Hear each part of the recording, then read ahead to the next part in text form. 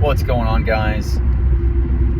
So this may very well be the inaugural video posted to my new channel on White Media, which I believe I'm simply going to title "To My Sons and Daughters,"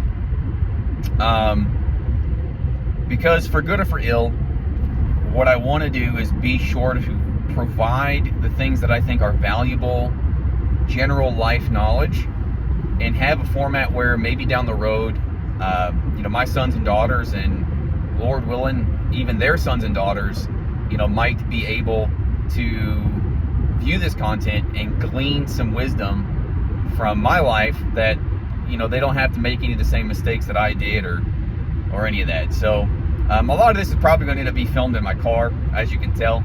I drive a lot for work, so this would be a good spot to do it. Obviously, want to make sure, key life advice, always be safe while you're driving. I don't have any, this is not in front of my face, obviously. You'll probably see me glance at the camera from now and again. My goal is to make this pretty raw, as you can tell as I was eating lunch there and have burped a little bit. But at the same time, to obviously be safe and all that good stuff. So what I wanted to cover today is, and this is unfortunately going to delve right into, a political topic, I suppose. I definitely want to give some general wisdom, and not everything here is going to be sort of political or politically tinted. Probably a lot of what I talk about on this channel is going to be, it's going to be just general life advice for things that I think would be effective to know. But we're going to start out with this component. So for those of you who may have been around on my Instagram, my other channel, which is my general commentary channel, I recently did a video around 9/11 and sort of the lessons that were learned there. And one of which, in short, is that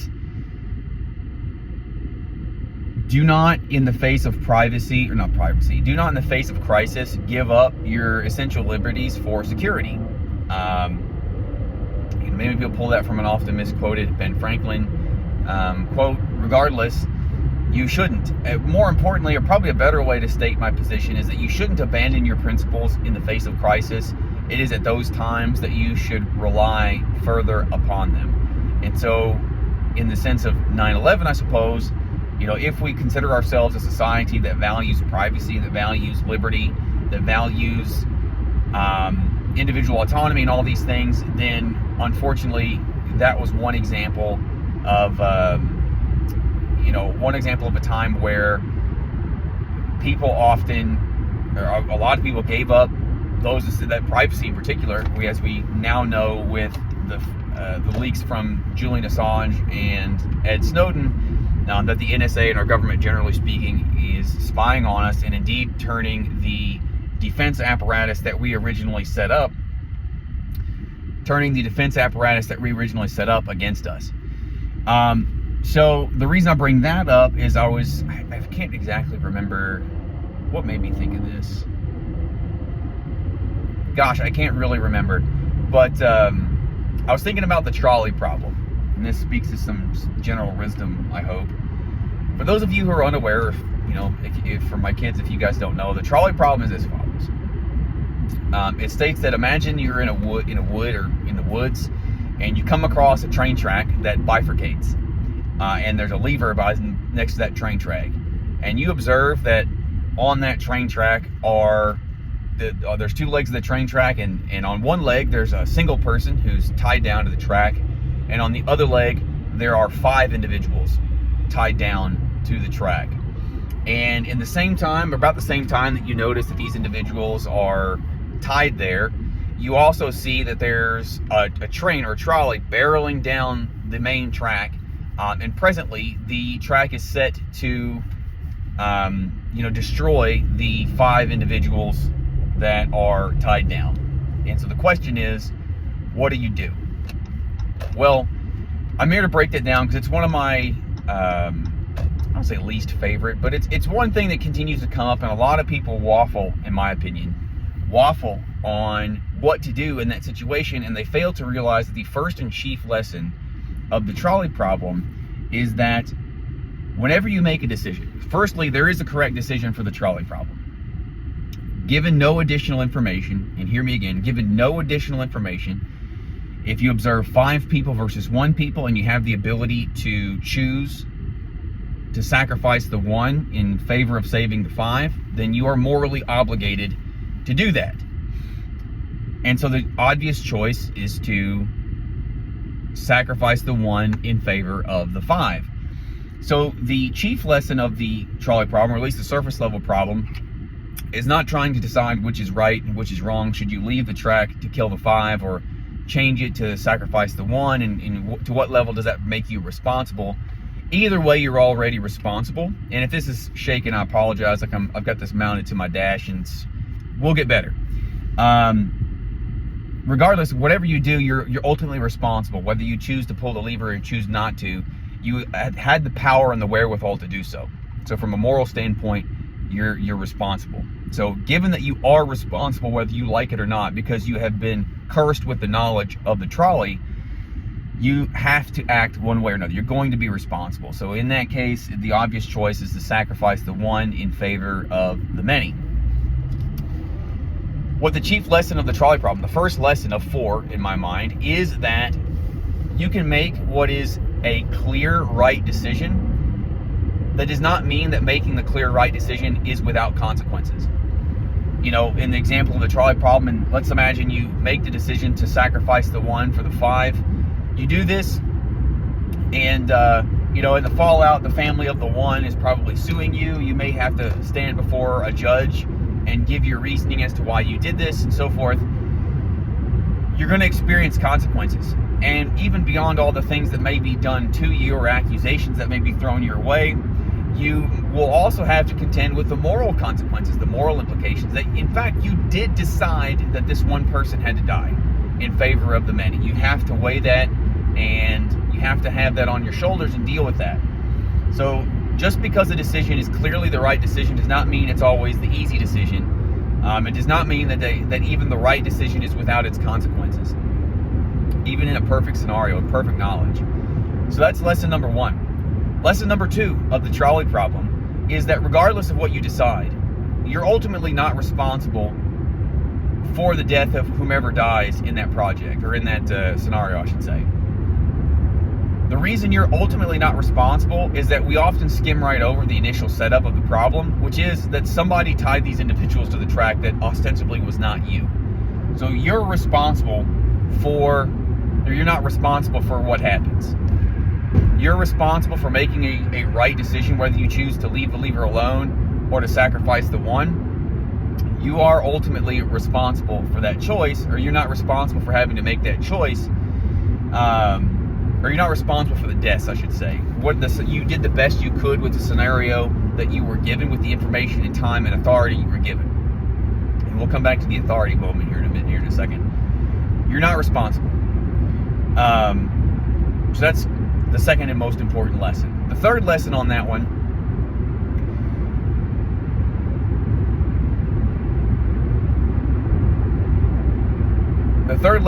part is that you are obligated to make a decision at that point. Even though you're not responsible for the deaths themselves, from a moral standpoint, you're obligated to make a decision. So, because what has happened, and I mentioned authority a second ago, what has happened is that you have happened upon this circumstance, and by dint merely of knowing about the circumstance, you are now cursed with the power over it. And in that moment, I would argue that you are responsible to make the right decision. Now, the right decision, like I've stated earlier, is pretty clearly to sacrifice the 1 for the many. And as I said again, as you sacrifice that 1, you are not responsible for that person's death. Even though you made the decision, whoever tied them to the track to begin with is the responsible party. And then the fourth and final lesson to this is that there's another component that we fail to consider, which is what happens with these individuals prior. And this gets to the larger point. So I can sit here and tell you that it is obviously the right decision to sacrifice the one for the many. I can sit here and tell you that. An objective third-party viewer, which what I am at the moment, could tell you that. Even you in that position, potentially, the hypothetical you that is having to choose to pull the lever or not, could reason, as I have reasoned, that the best decision would be to pull the lever.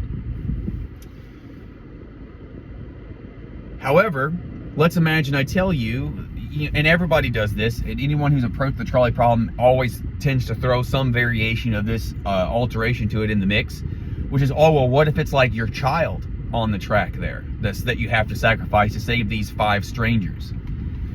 Well, aside from the obvious calculation, biological or otherwise, changing at that point, because that wouldn't disprove the ultimate rule that you should sacrifice the one to save the many, but it would change, it fundamentally changes the equation. Setting that aside for a moment, the more important thing to draw upon is that now you are having to consider putting yourself in the shoes of the individual who's tied down. And when you do that, that creates a fourth dimension to this whole problem, which is, let's imagine you're just a person, and you have to have your head on a swivel for the hypothetical entity that's going to snatch you up and tie you to the train tracks in the first place. So you need to keep your head on a swivel. You need to exercise personal responsibility and not get tied to this train tracks. You need to exercise personal responsibility and not allow people you love or care about to get tied to the train tracks, hypothetically. And we can really draw this out to a larger point. And the reason I started off the video talking about, I'm going to make somewhat of a political point, stemming from my conversation of the happenings around 9/11, is that generally speaking, you should not rely upon anyone but yourself and the communities that you create for assistance. And this includes the state and federal government. Because many people will, I guess probably the better way to say it is that you should view your governments with default skepticism. You should take personal responsibility for your own actions, your own life, and you have to eat the consequences of those actions.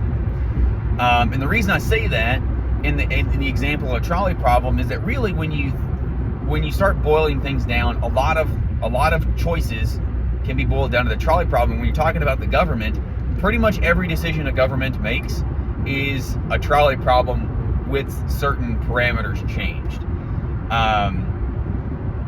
I'll use the example, there's always a hypothetical example where, maybe a government or a leader must choose to sacrifice 10,000 in order to save millions. This is, of course, Nagasaki and Hiroshima writ small, where we chose to drop the bombs on these Japanese cities, killing hundreds of thousands of Japanese citizens who were mostly innocent in the grand scheme of the war, but we saved the lives of millions of other Japanese citizens in addition to millions of lives of American citizens as well by doing that, because we were effectively able to end the war in this way. But this happens all the time, and so the reason I say you should be default skeptical of your government is because assuming the government is full of benevolent, well-informed individuals, which is a fantasy world to start off, but let's assume that for a moment, the government might be put in a position, or your leaders may be put in a position where they have to screw you over. And the example is just as follows. It's a trolley problem. Imagine that the government has to sacrifice 10,000 to save millions. Well, that's easy enough to say if you're the government official, and let's imagine you put yourself in that power. We can say this as third-party observers. It goes back to the lessons of the trolley problem. Lesson 1. The right answer is obvious. If you're in a position of authority, if presented with the instance where a leader or a government can choose to sacrifice 10,000 citizens in order to save millions or more citizens, the choice to do that is obvious. They're obvious to do that. Second lesson, they're morally obligated to do so.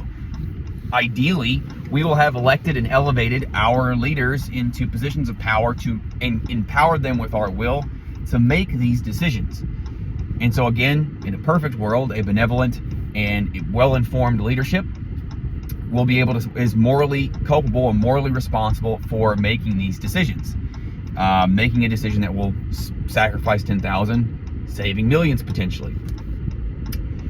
Third lesson on that one, ultimately, you or the hypothetical, the leader who makes that decision in a benevolent manner is not responsible for the 10,000 that they would have to be sacrificing. The circumstances arose and they did the best that they possibly could to address those circumstances. No one likes it. It's not without consequences, but it is, as the saying goes, it is what it is.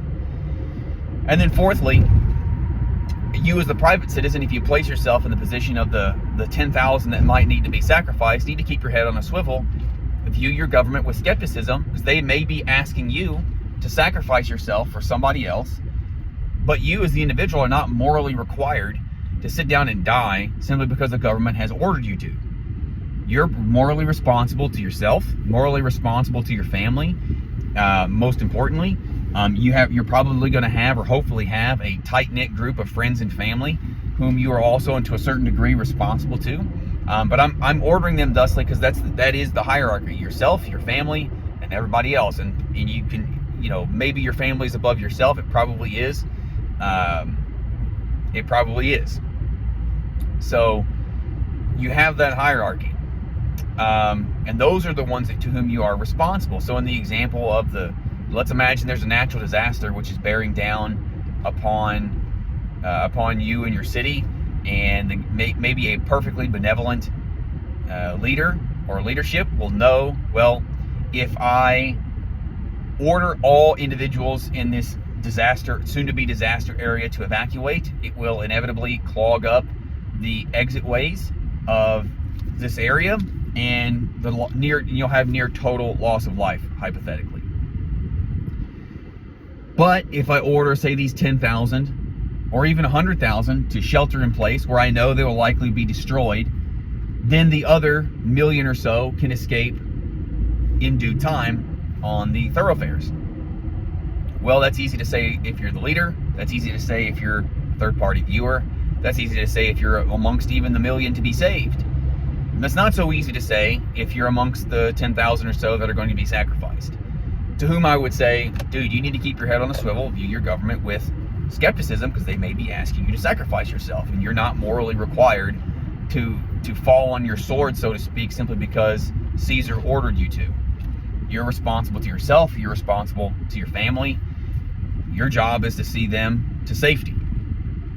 So in a situation like that, you would do this. And I bring this up not only to kind of elucidate the trolley problem, but also to really highlight how that can apply to real world. Now, I've just given a more real world example even than the trolley problem, I think, about how a government or a leadership would need to do this.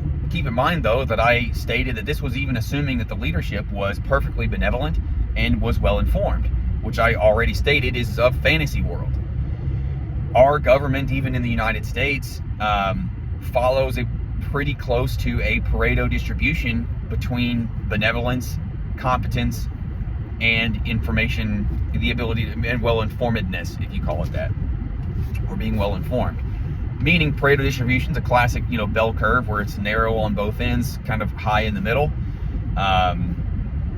And what that means is you have very few individuals on the top end who are benevolent and well-informed. The majority of people who make up the middle ground, who are the average people that are our elected officials and the appointed officials in the government, who are just folks that are clocking in, clocking out. Essentially, they're waking up, they're doing their job, they're cogs in the machine. They go home, they go to sleep, they watch the ball game, or vice versa. They wake up and they do it all over again. And then on the low end, you have individuals who are openly malicious, who are attempting to leverage the system against what they're supposed to be doing. They're attempting to leverage the system for their own personal benefit, their personal self-aggrandizement, power, wealth, all that stuff. They're attempting to leverage the system for those purposes, as opposed to actually conducting their job in good faith to serve the people who either appointed or elected them.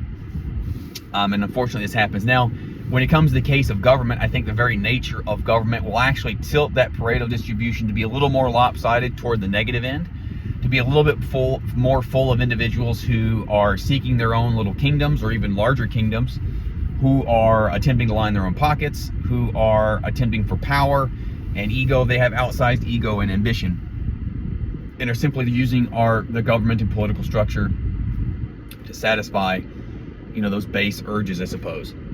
I think it's a little more lopsided that direction. Regardless, even if it was a perfect Pareto distribution, or even if it was lopsided even to the good end, the fact that there's just a lot of average people who are just kind of doing their thing in the middle there, that's sufficient to throw even the most benevolent government out of whack from the example that I was giving.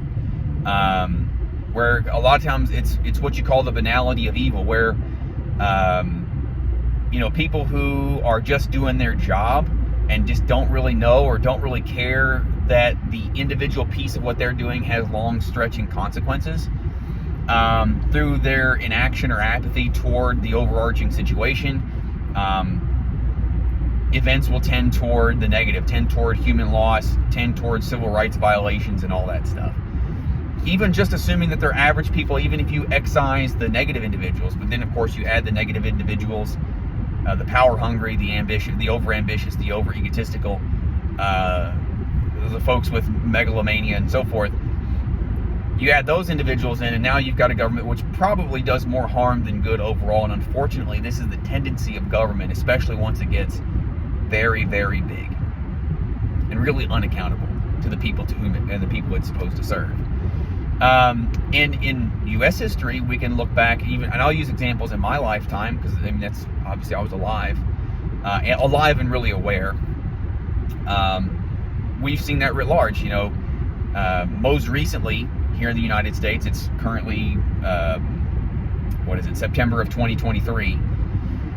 Most recently, we had massive wildfires in Lahaina with 2,000 or more individuals, Lahaina, Hawaii, 2,000 or more individuals who are still missing.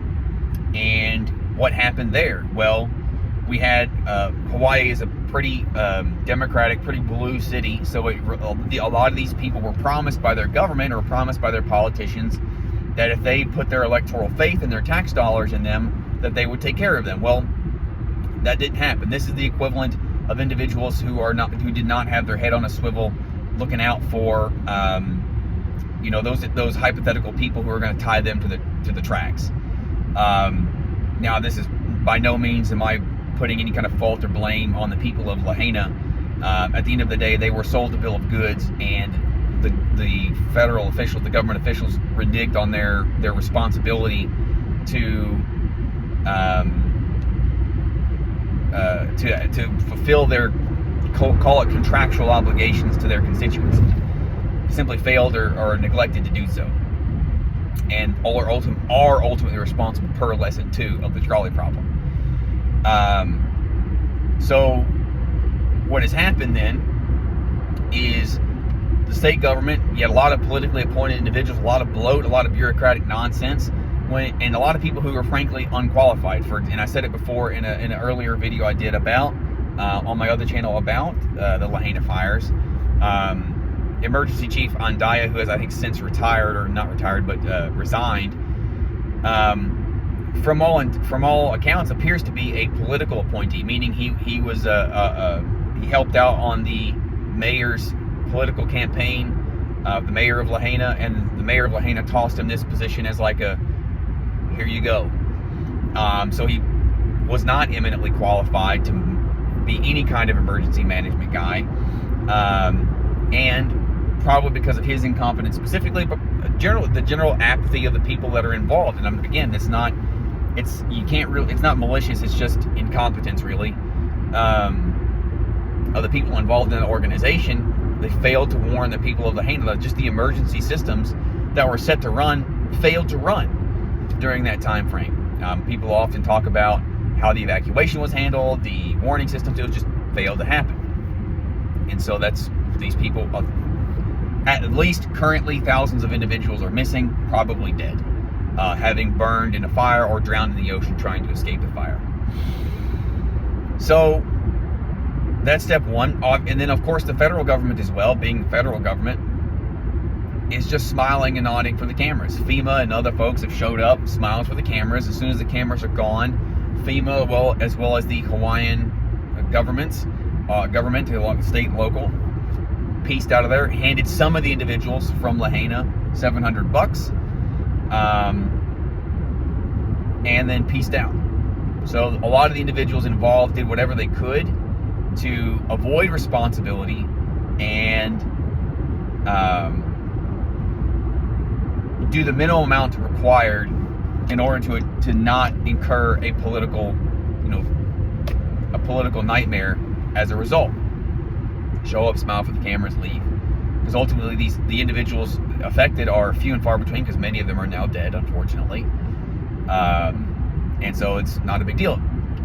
Combine that with the fact that many politically connected businesses, BlackRock being among them, have since, or at least not wasting any time picking the bones clean of that carcass. It's well known that Lahaina happens to have really great property, beachfront property, basically there in Hawaii.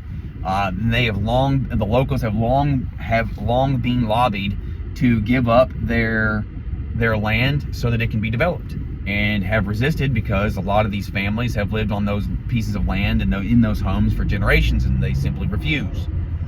No amount of money could get them to move. So, or at least no amount of money that anybody was willing to pay to get them to move, because they understood the value of what they were sitting on.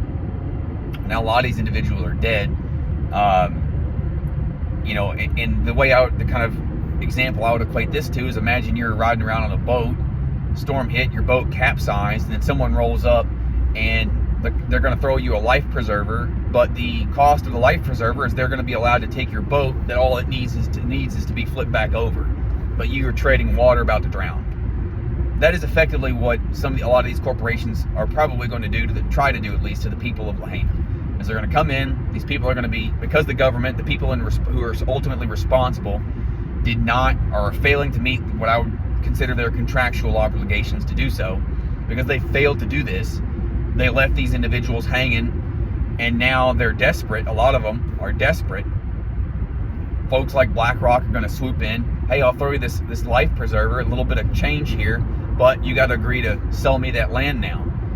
Never minding the fact that if the original individuals who are responsible chose to actually step up and help them flip their boat back over, so to speak, that the people of Lahaina would be better off, would be able to recover, of course, mourn their dead, and remember this tragedy and move along with life, rebuild. Now they're set to lose everything because they're in a vulnerable position, and that's just nature of the beast. Not even considering not even possibility, but the probability that some of the individuals in BlackRock and in politics are probably interconnected. I wouldn't be shocked if there was a significant kickback happening on that. So that's just one very recent example. Travel it on back. We had COVID through 2020 and 2021. Aside from all the political nonsense around the lockdowns and the vaccine mandates and so forth, because of a lot of those policies, regardless of how you feel about them, many small and medium businesses were forced to shut down. A lot of people lost their jobs as a result of COVID. Even in the early days when we didn't really know what was going to happen, and we were ordered to lock down, which it was out of panic, ordered to lock down, and a lot of people complied. Even as it was well-known protocol that lockdowns were ineffective in halting pandemics. What were effective were quarantining sick individuals and individuals who were highly vulnerable. Obviously, sick individuals are obvious in this case. People who were tested positive should and could quarantine themselves. And then the individuals who were ultimately weakest were the elderly and severely immunocompromised. And in my mind, they could choose to quarantine themselves or they could not. Many people who were elderly were forced to quarantine by the federal government, and many people died alone in hospitals because their family was not only couldn't or wouldn't see them, was prevented from seeing them. But even aside from that, if you look on the purely economic component, what we have is that a lot of these small businesses, because they were forced to comply, people were forced to comply with lockdown measures. A lot of these small businesses could not absorb the cost of those lockdown measures, and so they went out of business. And then what happened is larger big box stores and corporations came in and absorb the business previously serviced by small and medium companies. Now, I also don't fault these large businesses for doing those things. Again, that's just the nature of the beast. I don't fault the bear for eating at my expense, but I need to do everything possible to disallow it. And so ultimately, and I'm hoping you can see now with the Lahaina example, the example of COVID here, and there's much more to say of COVID, and then even back in, well into 9/11, or I should even before 9/11, there's 2003, where the American people were lied to by our governments to get us into an additional war in the Middle East, in Iraq.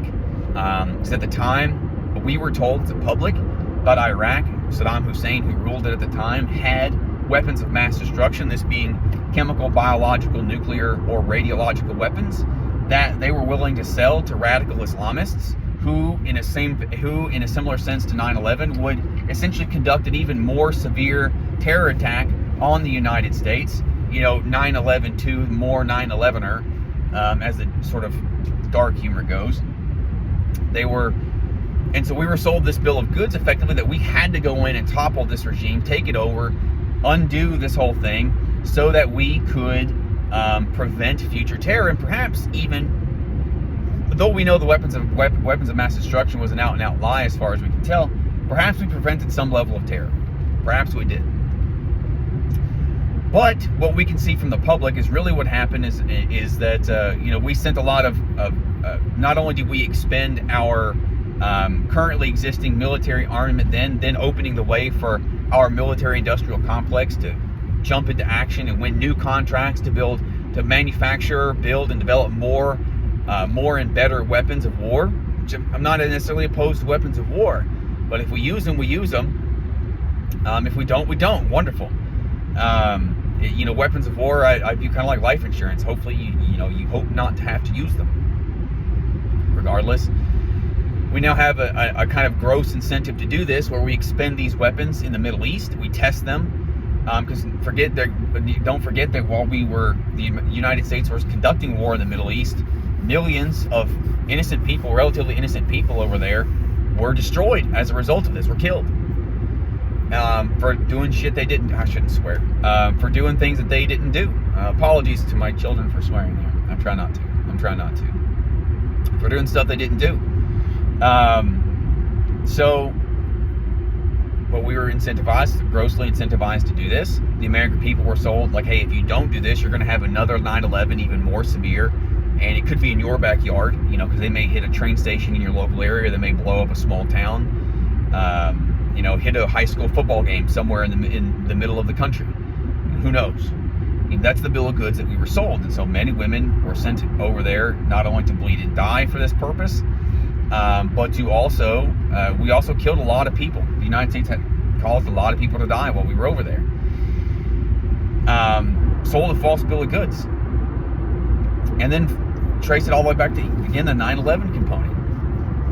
During 9/11, because of a terror attack, even setting aside any conspiracy theories that you may have heard of around it, setting all that aside, close to 3,000 people, innocent Americans, were immediately snuffed out by a terror attack. Obviously, Americans were very shocked by this, because it was the greatest attack on American soil since Pearl Harbor, which was in 1941. So 2001, that's what, 60 years ago? Almost 60 years to the day, come to think of it. Because I had never really thought of that before, but December 7th, 1941 was the attack on Pearl Harbor. September 11th, 2001 was the attack. I don't know that the fact that it was close to 60 years on the money separated is relevant, but just interesting. It dawned on me. Anyway, but the most severe attack on our country, on our home soil in 60 years. And most Americans were simply just not ready for that. We had blessedly had decades of unprecedented peace, especially since the early 90s when the Soviet Union fell. We had no threats. America stood alone on the field of battle, victorious. The unquestioned, unchallenged, unchallengeable, we thought, global hegemon. And then we were attacked. And in that moment of panic, as we got attacked, the American people were asked, listen, guys, not only here's this Patriot Act. We're going to institute this massive screening system. that we need to do this, and if we don't do this, we're going to have a 9/11 again. This terror attack is going to happen again. And so you get the TSA, you get the reorganizing of the government, you get the Department of Homeland Security, for good or for ill, you get all of these agencies. And most over, you get the NSA, which we now know collects and maintains the communication data of U.S. citizens. That used to not be a thing, believe it or not. And you may, to my kids, my son and daughter, at least right now, you guys might be operating in a world where that just seems perfectly normal to you, but that wasn't the case prior to 2001. But in panic, Americans signed over their essential liberties in fear of another attack like 9/11. And so I say all these things to say, and so now as I'm pointing these out, I'm hoping that you can make the connection between where we started with the Trolley Problem and the 4 key lessons, and where that plays out as it comes to our government. Because our government, our leadership in this case, would be in the position of the individual pulling the lever on the trolley. Ultimately, these individuals are responsible for what happens. And what I didn't address with the trolley problem to begin with is, imagine that the trolley problem, it starts off reversed. You show up, you see the lever, you see the train, you see the bifurcated tracks, you see the one individual and the 5 tied up on each independent leg. Currently, but as opposed to the track being set to destroy the 5, it's instead set to destroy the 1. Now, what's the moral implication if you elect to pull the lever and destroy the 1, absent any other information? Well, you're probably going to be held responsible then. Chiefly because only one person was going to die, but you've now made decisions where made a decision where 5 people have died. And that's using the example of sort of the Pareto, the lopsided to the negative end Pareto distribution of kind of what occupies our federal government. You've got individuals out there who are malicious and self-serving, who are trying to line their own pockets and achieve power, and in so doing, they are causing the deaths of more people. And this is overall why, like I said, you should look to your government with default skepticism, and you should ultimately take responsibility for yourself. Because not only, even in a perfectly benevolent world, the government, maybe a government or leadership, might inevitably be put in a position where they would have to sacrifice you amongst that few to save potentially many.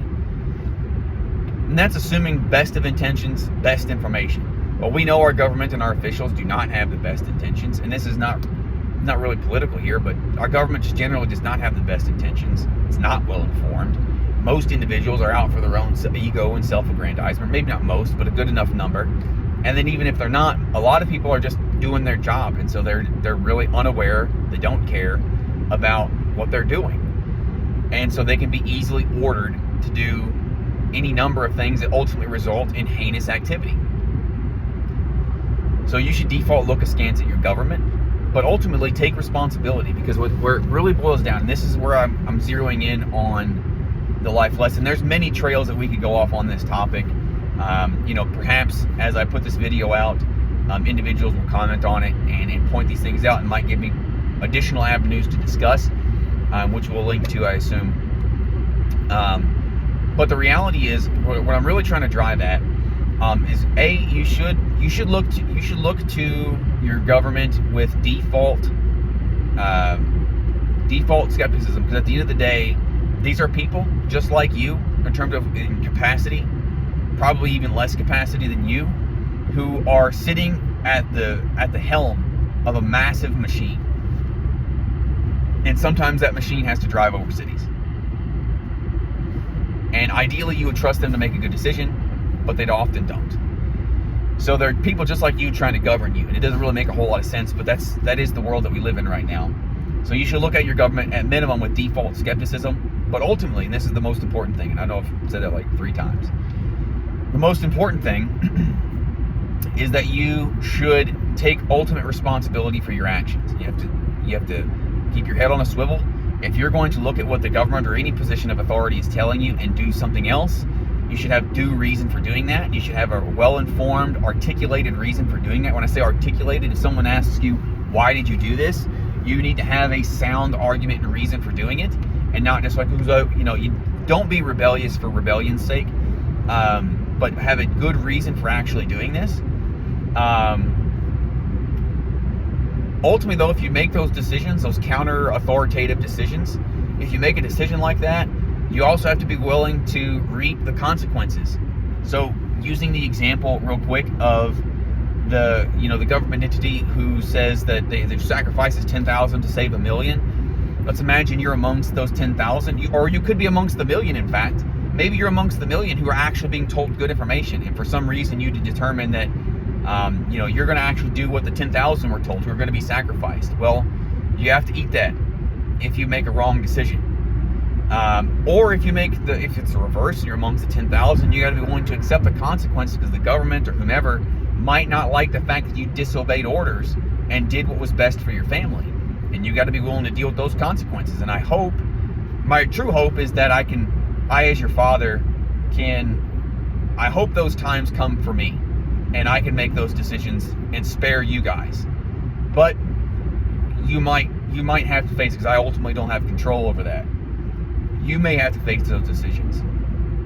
And if you do, keep your head on a swivel, be well informed, have an articulated reason why, accept the consequences of your actions, because that's going to happen. Accept the consequences of your actions, and take care of yourself, take care of your family, and take care of the people to whom you've created a community. Because presently we've got our government, our focus of government inverted. A lot of times we look to presidential elections and electing senators and congressmen to the federal government, and we fail to look right around our own neighborhoods and elect school board officials and local representatives and mayors, and those individuals should be far more important to you than your president, even whoever that might be at the time you guys listen to this. So, but even more important, those local officials are going to be your tight-knit friends and family, those both family you were born with and people you're super tight to, as well as what you might call found family, friends, people you've met along the way who are going to be like brothers and sisters to you. And to my children, I hope that you guys take care of each other as well as brother and sister. Presently, I only have you two. But maybe we have more, and you guys will be listening to this later, but you'll be included. Don't worry, I can't see the future. Take care of yourself. Take care of one another. Focus on your friends and family, because that's ultimately what's most important. And it's those friends and family, that community that you create, that in times of trouble you're going to be able to lean on. And in even the direst circumstances, a lot of times people like to talk about apocalyptic level scenarios. There's no such thing as a lone wolf. Lone wolves die. There's a reason wolves are pack animals. There are no lone wolves. So don't be one. It's going to be the friends and family that you find and create, the community, the resilience that you build there, that's going to take you for the long haul. So I'll leave it there. There's more I could get into there, but to my children, thank you. If you're watching it, I appreciate it. I hope this makes sense. May not make sense to you now, but I hope it might make sense to you down the road as this is recorded.